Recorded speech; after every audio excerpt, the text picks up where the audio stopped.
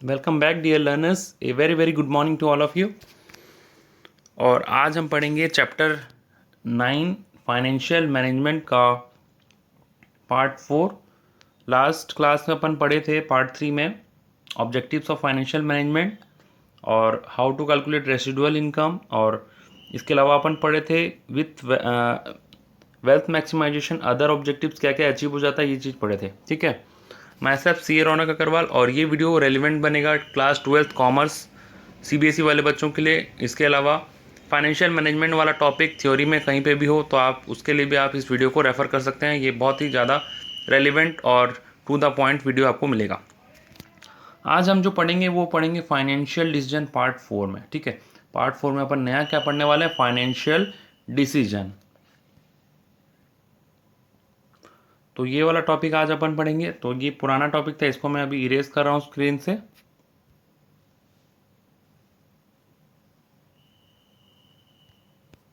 तो now comes the financial decision. Financial decision मतलब देखो अपन पढ़ रहे हैं क्या?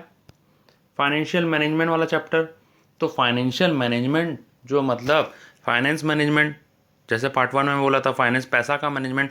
अब पैसा का मैनेजमेंट इतना इजी तो नहीं है, अलग अलग फील्ड में पैसा इन्वेस्ट किया जाता है।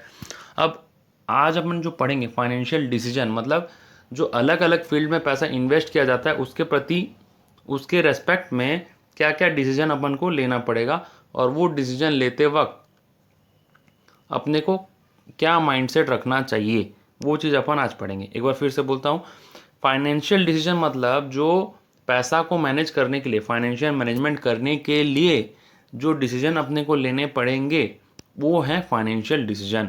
ठीक है, फाइनेंशियल मैनेजमेंट करने के लिए, for doing financial management we have to take various types of decision, those are called financial decision, and those are classified into 3 types. That is, first one is investment decision, second one is financing decision, and the third one is dividend decision. Decision का spelling यहाँ गलत हो गया है, असुविधा के लिए हुई, खेद है। ठीक है, वो टाइपिंग मिस्टेक हो गया है, मुझे आता है डिसीजन का स्पेलिंग। हाँ, मत सोचना कि डिसीजन का स्पेलिंग नहीं आता है। हाँ, तो मैं अभी बता दूं कि ये फाइनेंशियल डिसीजन क्या होता है, कैसा होता है, इसके ऊपर अपन आते हैं। तो जैसा मैं बोला अभी कि फाइनेंशियल डिसीजन मतलब वो सारे डिसीजन जो फाइनेंशियल मैनेजमेंट में हेल्प करेंगे। अब उसमें पहला जो डिसीजन है उसका नाम है इन्वेस्टमेंट डिसीजन। पहला जो डिसीजन है उसका नाम है इन्वेस्टमेंट डिसीजन। इन्वेस्टमेंट डिसीजन मतलब क्या होता है बताते हैं। ये आपके लिए कुछ स्पेशल फ़ोटोज़ मैं डाउनलोड करके रखा हूँ।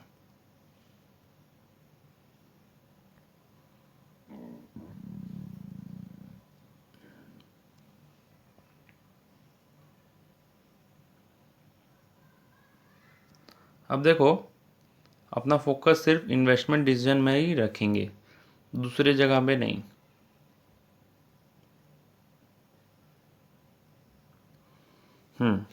तो आप देख पा रहे हैं स्क्रीन पे इन्वेस्टमेंट डिसीजन जब मैं पढ़ाया तो 3 फोटो आपके सामने ले आया। अभी तक कुछ बताया नहीं हूँ। ठीक है, कुछ बताऊँ ना बताऊँ, मुझे ये देख करके बताइए कि ये क्या चीज़ है। कुछ समझ में आ रहा है आपको? क्या और ज़्यादा जूम करूँ? ये क्या चीज़ है और ये क्या चीज़ है? ठीक है, 1 मिनट, थोड़ा स्पेस अगर होता है तो जूम कर देते हैं।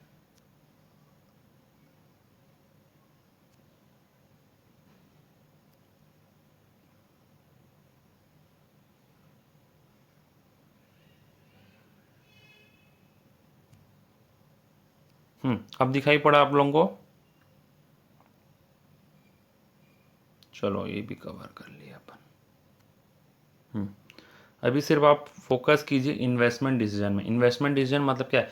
एक हिस्सा है फाइनेंशियल डिसीजन का, फाइनेंशियल डिसीजन का एक हिस्सा है इन्वेस्टमेंट डिसीजन। इन्वेस्टमेंट डिसीजन मतलब अपन को किस चीज़ में इन्वेस्ट करना है, अपन को मतलब कंपनी के मैनेजर को, कंपनी के मालिक को, कंपनी के सीईओ को किस चीज़ों में इन्वेस्ट करना चाहिए। ठीक है, वो होता है इन्वेस्टमेंट डिसीजन। ये फ़ोटो से आपको क्या पता चलता है, ये फ़ोटो से आपको क्या पता चलता है और इससे क्या पता चलता है? सोच लीजिए एक बार, 1 मिनट, कुछ ध्यान आया? ये क्या चीज़ है सिर्फ वही बताना है और कुछ नहीं। और ये क्या चीज़ है? और ये क्या है। आई होप कि आपको ध्यान आ गया होगा। आप बोलेंगे ये मशीनरी है, ठीक है, और ये क्या चीज़ है। आप बोलेंगे सर ये तो एक फील्ड है, गार्डन टाइप दिख रहा है, और ये एक बिल्डिंग है। ठीक है, बिल्कुल सही बोले। ये लैंड बोलते हैं अपन इसको, और बिल्डिंग मतलब गार्डन को क्या मैं लैंड बोल सकता हूँ। यस, बिल्कुल बोल सकता हूँ। तो ये लैंड है और ये बिल्डिंग है। एंड दिस इज़, आप बोलेंगे ये मुझे समझ में नहीं आया। ये है स्टॉक, ठीक है, ये है स्टॉक। तो अगर ध्यान से देखेंगे तो यहाँ पे दो कैटेगरी के इन्वेस्टमेंट आ गए। इन्वेस्टमेंट डिसीजन का मतलब ये होता है कि किस जगह हम इन्वेस्ट करें, किस जगह हम फाइनेंस को इन्वेस्ट करें। हमारे पास पैसा तो है, लेकिन हम अगर गलत जगह में इन्वेस्ट कर दिए तो कंपनी का लॉस हो जाएगा। तो और देखो, मैं आपको ये एक चीज़ बताना भूल गया कि ये 3 टाइप के डिसीजन के ऊपर फिर आगे और एनालिसिस किया गया है आपकी बुक में। मतलब इन्वेस्टमेंट डिसीजन क्या होता है, उसका इम्पोर्टेंस, ठीक है, ऑब्जेक्टिव क्या है, वो सारा चीज़ है। फिर वो अपन आगे, मतलब आगे का 5 क्लास इस 3 के ऊपर डिपेंड होता है।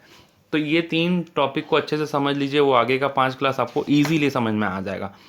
तो इसका इंपॉर्टेंस क्या है, factors affecting investment decision, objective और investment decision, likewise financing decision क्या होता है, और उसका फैक्टर्स अफेक्टिंग फाइनेंसिंग डिसीजन, और objectives of financing decision, importance of financing decision. Likewise dividend decision के ऊपर भी 3 टॉपिक और है कि factor affecting dividend decision, importance of dividend decision, just like ऐसे। मतलब तीनों के ऊपर 3-4 टॉपिक है, कुल मिलाकर के 12 टॉपिक है। आगे के नेक्स्ट 4-5 क्लास का मसाला यहीं से शुरू हो जाएगा। तो इसीलिए ये बेस है, ये बेस को अच्छे से सुनिए, ठीक है। तो हाँ, तो मैं बोल क्या रहा था, मैं बोल रहा था कि मैं कह रहा था कि इन्वेस्टमेंट डिसीजन क्या होता है। इन्वेस्टमेंट डिसीजन वो होता है कि जैसे मान लीजिए आपको इन्वेस्ट कहाँ करना है। अगर आप गलत जगह पे इन्वेस्ट कर दिए, अगर कंपनी का मैनेजर गलत जगह पे इन्वेस्ट कर दिया, तो उसको रिटर्न आना बंद हो जाएगा, कंपनी को रिटर्न आना बंद हो जाएगा और कंपनी लॉस में चलेगा, ठीक है। तो इसीलिए सही जगह पे इन्वेस्ट करना बहुत ज़रूरी है। मान लीजिए कंपनी में लेटेस्ट टेक्नोलॉजी की मशीन्स नहीं है, लेकिन जो कंपनी का जो मैनेजर है वो बिल्डिंग पे बिल्डिंग बनाया जा रहा है, तो क्या ये सही होगा? बिल्कुल भी सही नहीं होगा। इन्वेस्टमेंट डिसीजन गलत हो जाएगा और कंपनी लॉस में चला जाएगा, ठीक है। अगर मान लीजिए कंपनी के पास लेटेस्ट मशीन तो है, ठीक है, लेकिन उसको कंपनी को सजाने के लिए पार्क नहीं है और बिल्डिंग नहीं है। आप बोलेंगे पार्क का क्या ज़रूरत है कंपनी में? यस, बिल्कुल ज़रूरत है। कंपनी अगर बाहर से अट्रैक्टिव ना दिखे, बाहर से अगर नीट एंड क्लीन ना दिखे, सुंदर ना दिखे, तो उसमें उस शेयर होल्डर्स इन्वेस्ट नहीं करना चाहते हैं। पब्लिक को लगता है कि कंपनी पता नहीं कुछ कमाती है या नहीं, और कंपनी तो बाहर से एकदम बेकार उसका स्ट्रक्चर है, तो कौन जाएगा उस कंपनी में, इन्वेस्ट कौन करेगा। तो ये गार्डनिंग और ये बिल्डिंग बनाना भी अपने आप में इम्पॉर्टेंट है, और ये भी इम्पॉर्टेंट डिसीजन है। And third one is stock. अगर मान लीजिए कंपनी के पास स्टॉक ही नहीं है, लेकिन कंपनी मशीन में इन्वेस्ट किया जा रहा है, बिल्डिंग में इन्वेस्ट किया जा रहा है, तो क्या कंपनी का माल कैसे बिकेगा जब उसके पास स्टॉक ही नहीं है बना बनाया, जो सेल करने के लिए इन्वेंट्री ही नहीं है। In that case how come the company will sell? And if the company will not sell any product, then will it generate any profit? क्या वो प्रॉफिट जनरेट कर पाएगा? No, the company won't be able to generate any profit, and it will become soon it will become a loss making company, right?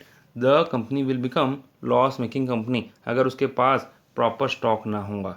तो कुल मिला करके अगर मैं बोलूँ तो इसको क्लासीफाई करेंगे तो 2 टाइप का ये एसेट बनेगा। अब मैं थोड़ा सा जूम आउट कर रहा हूँ पिक्चर को।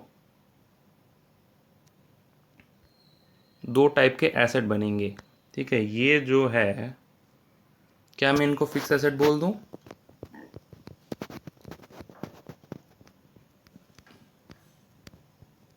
ठीक है, फिक्स एसेट बोल सकते हैं ना। देखो फिक्स्ड है, लैंड एंड बिल्डिंग तो ज़मीन में फिक्स्ड है ना, तो फिक्स एसेट बोल देंगे ऐसे ही, कोई लॉजिक दिमाग लगाइए मत।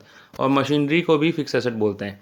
ऐसा लॉजिक ये नहीं है, लॉजिक ये है कि ये एसेट वो होते हैं जो जिनको कि हम लॉन्ग टर्म पर्पज़ के लिए यूज़ करते हैं, जिनको कि हम लॉन्ग टर्म पर्पज़ के लिए यूज़ करते हैं। समझ में आया? मैं लॉन्ग को इतना लॉन्ग क्यों बोला? क्योंकि इनको अगर अपन इन्वेस्ट कर दिए तो कम से कम 15 से 20 साल, 25 साल, 30 साल कंपनी का गया, ठीक है। क्योंकि रोज़ रोज़ रोज़ बिल्डिंग बनता है क्या? एक बार बिल्डिंग बना, ठीक है, बिल्डिंग कंप्लीट हुआ, उसके बाद कंपनी का मैनेजर बोलेगा क्या, ए चलो कल कल फिर से नया एक तो बिल्डिंग बनाएंगे। फिर वो बिल्डिंग ख़त्म हुआ तो फिर वो बोलेगा क्या, ए चलो कल फिर से एक नया बिल्डिंग बनाएंगे। तो ऐसा तो होता नहीं है। So we can tell these assets like fix assets. और ये एक बार फिक्स एसेट में अपन इन्वेस्ट कर लिए तो इसका लाइफ होता है 15 to 20 ईयर्स मिनिमम, बता रहा हूँ minimum, not maximum, minimum 15 to 20 years इसका इम्पैक्ट रहेगा, ठीक है। आप ऐसा नहीं है कि आपके पास पैसा था, आपने फिक्स एसेट में इन्वेस्ट कर दिया, अरे पैसा शॉर्टेज पड़ गया, अब आप कैसा करें, चलो चलो चलो बिल्डिंग को तोड़ दो। ऐसा हो सकता है क्या? नो, ऐसा नहीं हो सकता, ठीक है। दूसरी जगह अपन अगर देखें तो ये जो एसेट आता है कंपनी का, कंपनी के पास ये एक और जो एसेट आता है, इसको अपन क्या बोलते हैं? इसको बोलते हैं स्टॉक। स्टॉक जैसा दिख रहा है ना, स्टॉक यानी कि ये आता है आपका करंट एसेट, करंट एसेट्स, ठीक है।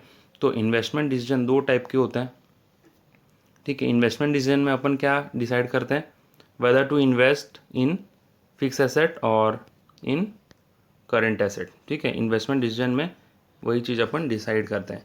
देखो इसका दो एरो है, एक एरो इधर आया और एक एरो इधर आया, ठीक है। इतना फ़ोटो डाउनलोड करके आपको इतना इस तरीके से दिखाने का मेरा रीज़न यही था कि आपको विजुअलाइज़ कराऊँ, आपके दिमाग में ये चीज़ बैठ जाए।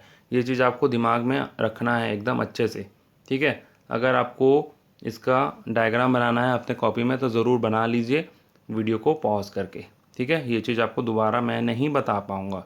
आगे एक एक जो डिसीजन है इनके ऊपर दो दो तीन तीन टॉपिक है, तो ये बेस है, इसको एकदम ध्यान से सुनिए आप, है ना। तो इन्वेस्टमेंट डिसीजन कितने टाइप के, फटाफट से बोलो, दो टाइप के, fix asset and current asset. Current asset में क्या आता है? स्टॉक। स्टॉक यानी कि जो अपन गोडाउन में, जो अपन सिंपल लैंग्वेज में, अपन हिंदी लैंग्वेज में बोलें तो जो गोडाउन में अपन माल रखते हैं उसको बोलते हैं स्टॉक, ठीक है। जिनको कि अपन डे टू डे सेल करते हैं उनको बोलते हैं अपन स्टॉक, ठीक है। और फिक्स एसेट मतलब तो पता चल गया, machinery and land and building, ठीक है। अब इन्वेस्टमेंट डिसीजन कितना टाइप का? दो टाइप का। जो मतलब इन्वेस्टमेंट डिसीजन दो कैटेगरी में डिवाइड किया जा सकता है। एक ऐसा है कि अपन फिक्स एसेट में इन्वेस्ट कर लें और एक ऐसा है कि अपन करंट एसेट में इन्वेस्ट कर लें, ठीक है ना।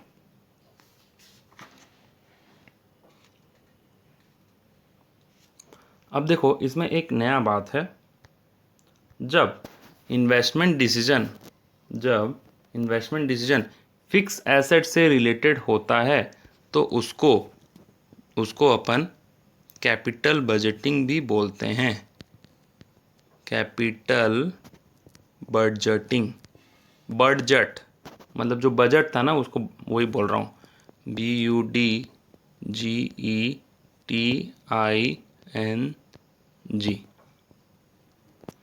तो जो फिक्स एसेट का डिसीजन होता है उसको अपन कैपिटल बजटिंग डिसीजन भी बोलते हैं, ठीक है। जो फिक्स एसेट का डिसीजन होता है उसको अपन कैपिटल बजटिंग डिसीजन भी बोलते हैं। इन्वेस्टमेंट डिसीजन कितना टाइप का? दो टाइप का, fix asset and current asset. अब फिक्स एसेट का जो डिसीजन अपन लेते हैं उसको अपन कौन सा डिसीजन बोलते हैं? Capital budgeting decision. समझ में आ गया? सही से समझ में आ गया? कंफ्यूज नहीं होंगे।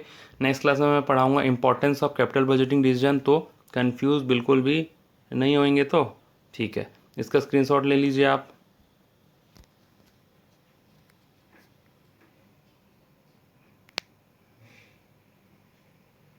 ये लीजिए, मैं भी ले लिया, ठीक है।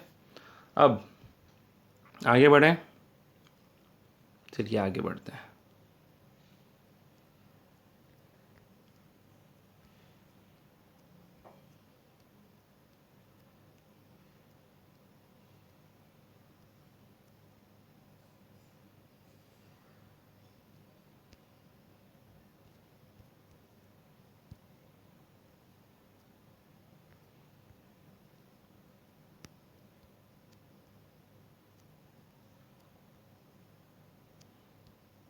Now comes the financing decision. Now comes the financing decision. देखो अपन क्या पढ़ेंगे, फाइनेंसिंग डिसीजन किसको बोलते हैं, फाइनेंसिंग डिसीजन किसको बोला जाता है, अपन वो पढ़ेंगे। देखो आपका डायग्राम से तो आपको पूरा पता चल ही गया होगा, इसमें मुझे ज़्यादा बोलने का ज़रूरत शायद नहीं पड़ेगा। यहाँ पे क्या लिखा हुआ है, डेप्थ, और नीचे क्या लिखा हुआ है, इक्विटी। मतलब ये है डेप्थ, ये है इक्विटी। फाइनेंसिंग डिसीजन का मतलब ही यही होता है कि हमारे कंपनी में कितना डेप्थ हो और कितना इक्विटी हो। अब आप पूछेंगे मुझसे बड़े आसानी से कि डेप्थ क्या होता है और इक्विटी क्या होता है। अब फिर मैं प्यार से बोलूँगा कि क्लास 11th में पढ़ाया था। फिर आप बोलेंगे हमको याद नहीं। इसके बाद फिर मैं बोलूँगा कि चलो क्लास 11th का ना सही, लास्ट क्लास का तो थोड़ा मोड़ा याद होगा। डेप्थ मतलब जो हम कर्ज लेते हैं, कर्ज, ठीक है। जैसे मान लीजिए एक सिंपल एग्जांपल दे रहा हूँ आपको डेप्थ का। आपको ख़रीदना है मोबाइल, आपको ख़रीदना है मोबाइल फ़ोन, ठीक है। आपको पेरेंट्स ने दिया, आपको पेरेंट्स ने दिया 30,000, ठीक है। लेकिन आपका जो मोबाइल है वो उसका बजट है 80,000 का, आपको फ़ोन लेना है, ठीक है। तो अब 80,000 का बजट है, पेरेंट्स ने दिया 30, तब बाकी का 50 कहाँ से लाओगे, चोरी करोगे? नो, चोरी कैसे करोगे? 50 के जो बचा ये कहाँ से लाओगे, ये आप उधार लोगे, लोन लोगे ना, किसी से मांगोगे, ठीक है। तो ये जो लोन लोगे इसी को बोलते हैं डेप्थ, ठीक है। ये जो लोन आप लोगे,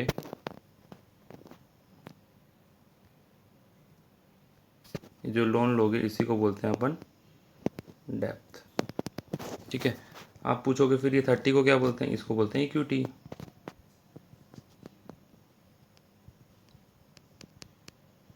ठीक है। तो आपको क्या लेना था, मोबाइल लेना था 80,000 का, उसमें से पेरेंट्स ने दिया 30,000, लेकिन फिर भी शॉर्टफॉल हुआ। शॉर्टफॉल कितना, 50,000। 50,000 आप किसी से मांगोगे या फिर बैंक से लोन लोगे, तो वो लोन को ही बोलते हैं डेप्थ, ठीक है। और जो मालिकों ने पैसा दिया उसको अपन बोलते हैं इक्विटी, ठीक है। मालिक मतलब इक्विटी शेयर होल्डर, ठीक है। तो लाइक वाइज समझ में आ गया होगा डेप्थ और इक्विटी का डिफरेंस। डेप्थ मतलब सिंपल भाषा में, एकदम सिंपलेस्ट भाषा में यही बोलते हैं लोन, ठीक है। जो अपन कर्ज लेते हैं, उधार लेते हैं, उसको बोलते हैं अपन डेप्थ। इसलिए तो देखो इसका ये कुछ उठा रखा है, ये इंसान जो है अपने हाथों से कुछ वजन उठा रखा है, तो ये लोन का वजन है, इसको चुकाना है कभी ना कभी ना, इसलिए ये उसको इस स्टाइल में दिखाया गया है, ठीक है। और इक्विटी का मतलब तो जो सब लोग मिल करके देते हैं, शेयर होल्डर सारे इन्वेस्ट करते हैं मिल करके, वो इक्विटी माना जाता है। तो इसलिए देखो सबका हाथ इसमें बढ़ाया हुआ है, और ये सेफेस्ट ऑप्शन होता है, और ये डेप्थ जो होता है थोड़ा सा रिस्की हो जाता है, ठीक है। तो फाइनेंसिंग डिसीजन में अपन क्या करते हैं, डिसाइड करते हैं कि कितना डेप्थ होगा, कितना इक्विटी होगा, कितना डेप्थ होगा ताकि अपन डेप्थ को चुका पाएंगे, और इक्विटी कितना होगा। इक्विटी में भी तो देखो कुछ ना कुछ तो देना ही पड़ेगा ना, डिविडेंड तो देना ही पड़ता है, ठीक है। जैसे मैं फर्स्ट क्लास में बोला था पेरेंट्स को कुछ रिटर्न करते हैं आप, तो इक्विटी में भी आपको डिविडेंड देना पड़ता है, और डेप्थ में आपको क्या देना पड़ता है, इंटरेस्ट, ठीक है। मैं ये मोबाइल वाला एग्जांपल हटा दूं। देखो अगर आप इक्विटी लेते हो तो आपको इक्विटी शेयर होल्डर्स को क्या देना पड़ेगा, डिविडेंड, ठीक है। जो इक्विटी शेयर होल्डर्स रहेंगे उनको क्या देंगे आप, डिविडेंड, ठीक है। और अगर आप डेप्थ लेते हो तो डेप्थ में आपको क्या देना पड़ेगा, इंटरेस्ट। चाहे बैंक से लें चाहे किसी से भी लें, तो अगर डिवेंचर भी लेते हैं तो इसमें फिक्स रेट ऑफ इंटरेस्ट होता है। बैंक में भी जो लोन होता है उसमें फिक्स रेट ऑफ इंटरेस्ट होता है, जिसको कि अपन बोलते हैं ब्याज, ठीक है। तो अपने को वही डिसाइड करना है फाइनेंसिंग डिसीजन में कि कितना डेप्थ हो, कितना इक्विटी हो, कौन सा सोर्स सस्ता पड़ रहा है। कई बार ऐसा भी होता है कि ये जो डेप्थ होता है ये सस्ता कम रेट ऑफ इंटरेस्ट में मिल जाता है, तो उस वक्त कंपनी को क्या करना चाहिए कि डेप्थ ले लेना चाहिए। ऐसा कुछ नहीं है कि डेप्थ नहीं लेना चाहिए। कई बार क्या होता है इक्विटी बहुत महंगा पड़ता है तो डेप्थ ले लेते हैं, कई बार क्या होता है इक्विटी सस्ता पड़ता है तो इक्विटी ले लेते हैं। तो इन दोनों के बीच में क्या कॉम्बिनेशन हो, क्या मिक्स मैच हो, इसी को अपन बोलते हैं फाइनेंसिंग डिसीजन। और ये बहुत इंपॉर्टेंट डिसीजन होता है, क्योंकि अगर आप गलत तरीके का डिसीजन ले लिए, ज़्यादा डेप्थ ले लिए, तो आप चुका नहीं पाएंगे, तो इसके लिए आपको कंपनी भी बंद करना पड़ सकता है। ठीक है। और उसी जगह आपको लगता है कि इक्विटी सस्ता है पर इक्विटी आपको महंगा पड़ गया, तो भी जो शेयर होल्डर्स हैं वो आपकी कंपनी को बंद करवा देंगे। समझ में आया? देखो, डिविडेंड मतलब क्या होता है? डिविडेंड मतलब तो पता है ना आपको, जो इक्विटी वाले को दिया जाता है उसी को डिविडेंड बोलते हैं। तो फाइनेंसिंग डिसीजन में अपन यही पढ़ेंगे कि कितना डेप्थ हो, कितना इक्विटी हो, कौन सा सस्ता है, कौन सा महंगा है, किसको लेंगे तो प्रॉफिटेबल रहेगा, लॉन्ग टर्म में कौन सा अच्छा रहेगा। समझ में आया? डायग्राम बनाना है तो बना लीजिए।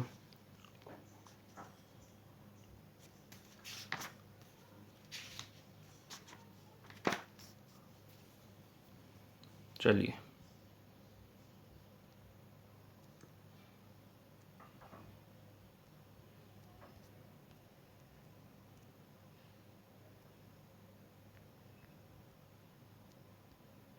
now the last one is your dividend decision. Last one is your dividend decision. देखो, बहुत ही इम्पोर्टेंट और बहुत ही इंटरेस्टिंग टॉपिक है। डिविडेंड डिसीजन मतलब कितना डिविडेंड दे। जैसे कि अभी थोड़ी देर पहले मैं आपको बताया कि इक्विटी से आप पैसा लिए तो आपको डिविडेंड देना पड़ेगा ना, फोकट का थोड़ी ना आप पैसा ले पाएंगे। ठीक है। तो जो शेयर होल्डर हैं, जो इक्विटी शेयर होल्डर हैं, भले ही मालिक हैं, लेकिन मालिक लोगों को भी तो पैसा चाहिए ना, उनका भी तो गुजारा चल रहा है, उनका भी तो परिवार है ना, उनके भी तो खर्चे हैं, तो उनको भी डिविडेंड देना पड़ेगा। तो डिविडेंड डिसीजन में अपन क्या डिसाइड करते हैं कि कितना इन्वेस्टमेंट, मतलब सॉरी, कितना इनकम अपन डिविडेंड के तौर पर दें और कितना रखें। अभी जैसे आपको बात समझ में नहीं आया है, मुझे पता है। देखो,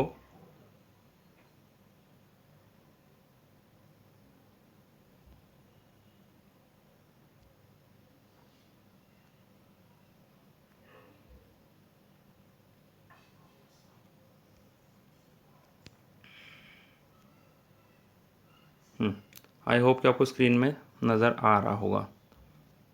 तो यहाँ पे क्या है, जैसे कि कंपनी ने 20,000 रुपया कमाया। ठीक है, 20,000 रुपया कमाया, उसमें से हमको डिसाइड क्या करना है कि हम कितना रखें, कंपनी अपने पास कितना रखेगा और कितना डिविडेंड के तौर पे देगा। ठीक है, कंपनी अपने पास कितना रखेगा और डिविडेंड के तौर पे कितना देगा। अरे कंपनी अपने पास कितना रखेगा? 20,000 रुपया कमाया, कितना रखेगा? उसको बोलते हैं अपन रिटेन अर्निंग। कितना डिविडेंड देगा? उसको बोलते हैं डिविडेंड। ठीक है। तो नेट इनकम में से जितना कंपनी खुद के पास रखता है, वो किसी को देता नहीं, शेयर होल्डर को देता नहीं, खुद के पास ही रखता है, तो उसको बोलते हैं रिटेन अर्निंग। और जितना डिविडेंड के तौर पे बांट देता है उसको बोलते हैं डिविडेंड। तो सपोज मान लीजिए 20,000 रुपये कमाया कंपनी ने, नेट इनकम लिखा हुआ है, देखो इनकम है ये, 20,000 में से 15,000 खुद के पास रखा, वो बन गया रिटेन अर्निंग। और जितना बांटा, बांटा मतलब लोगों को बांटा, शेयर होल्डर्स को बांटा, वो है 5,000। 5,000 किसको बांटा? देखो ये शेयर होल्डर्स हैं, 1 2 3 4 ऐसे बहुत सारे होंगे, तो इसको बोलते हैं डिविडेंड। ठीक है। अब देखो, यही चीज़ अपन डिसाइड करते हैं यहाँ पे डिविडेंड डिसीजन में। डिविडेंड डिसीजन में क्या डिसाइड करते हैं? कितना खुद के पास रखें, कितना बांटें, कितना खुद के पास रखें, कितना बांटें। सारा तो नहीं बांट सकते, सारा बांटेंगे तो कंपनी कैसे चलेगा। ये 15,000 है, इसको कंपनी में वापस से इन्वेस्ट किया जाता है, इसको कंपनी में वापस से इन्वेस्ट किया जाता है। ये 15,000 को क्या किया जाता है?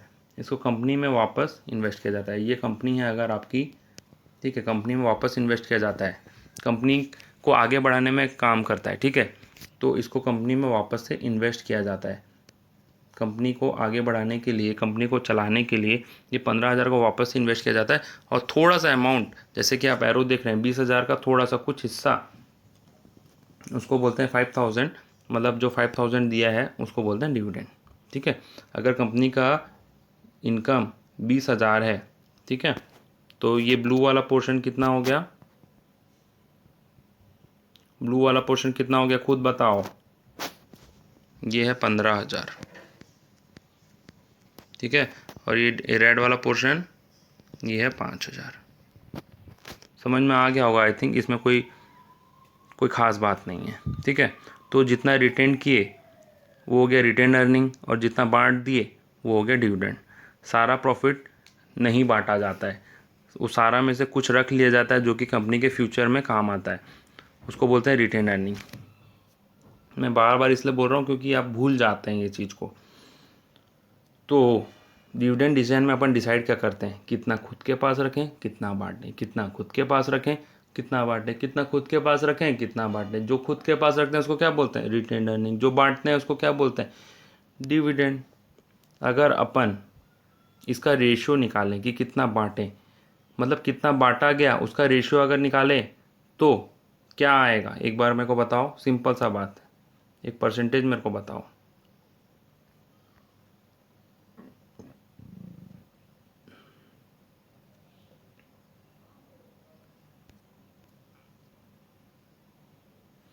तो सब कुछ भूल जाओ और मुझे ये बताओ,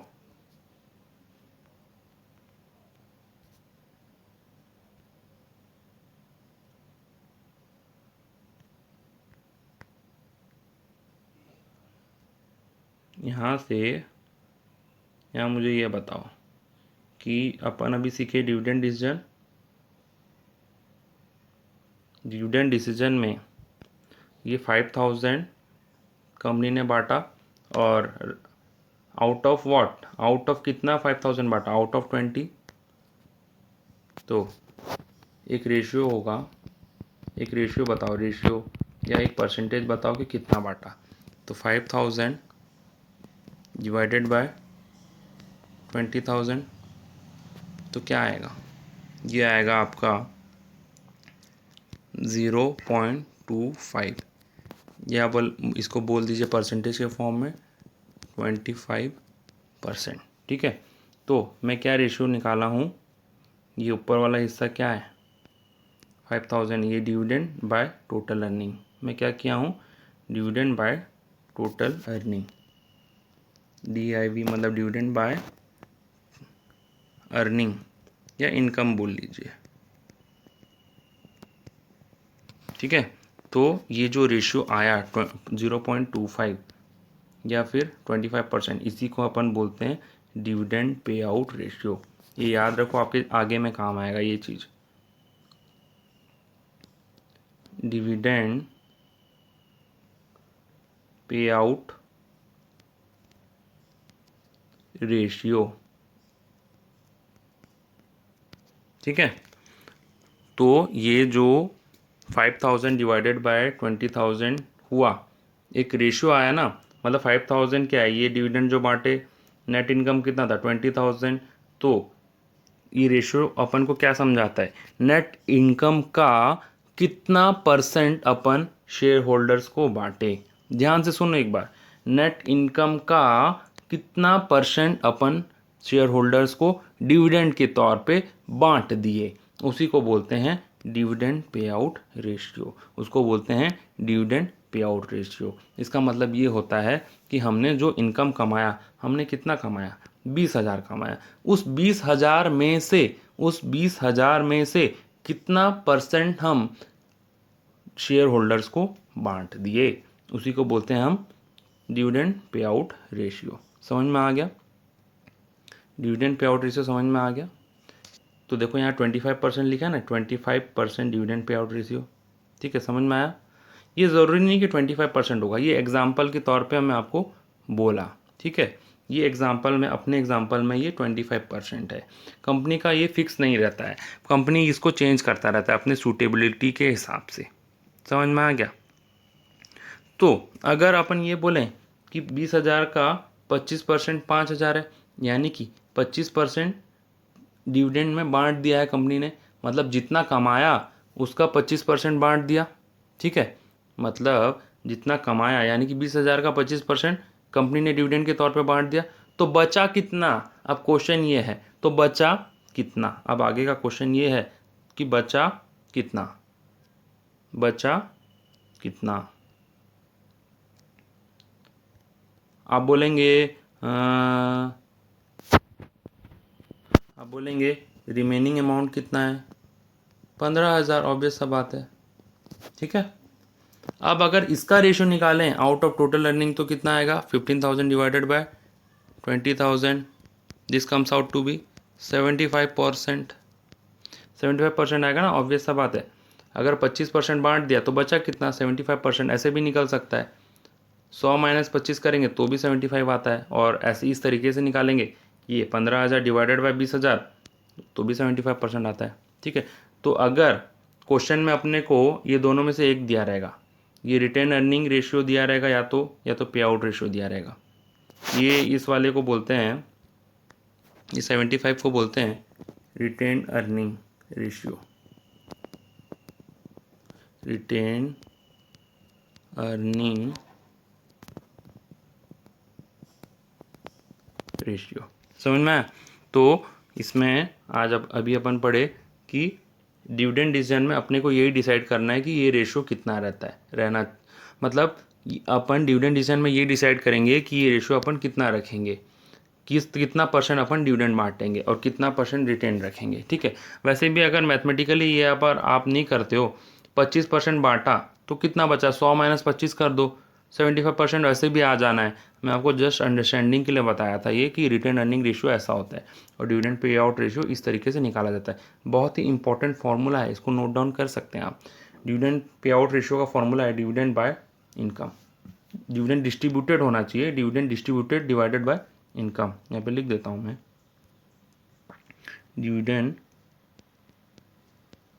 डिस्ट्रीब्यूटेड बाय इनकम, ठीक है। तो ये आ जाएगा आपका 5,000 डिवाइडेड बाय 20,000, 25%। आप बोलेंगे 5,000 और 20,000 कहाँ से लाए, मैं बोलूँगा इस एग्जाम्पल से लाया, जो ये फोटो में एग्जाम्पल दिया हुआ है उतने देर से मैं चिक के बोल रहा हूँ, उसी से लाया हूँ। और ये रेशियो क्या फिक्स हो सकता है, ज़रूरी है, नहीं, फिक्स नहीं होगा। So this is all about your dividend decision. आप, आई होप कि आपको समझ में आ गया होगा, और इस रेशियो को ज़रूर याद रखिएगा, ये बहुत इंपॉर्टेंट है, डिविडेंड पे आउट रेशियो इसको बोलते हैं, ठीक है। अब मैं हटा दूं यहाँ से, जिनको नोट करना है प्लीज़ नोट कर लीजिए वीडियो को पॉज करके।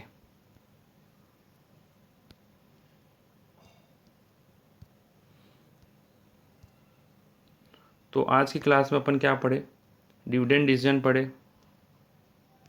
फाइनेंसिंग डिसीजन पढ़े और इन्वेस्टमेंट डिसीजन पढ़े।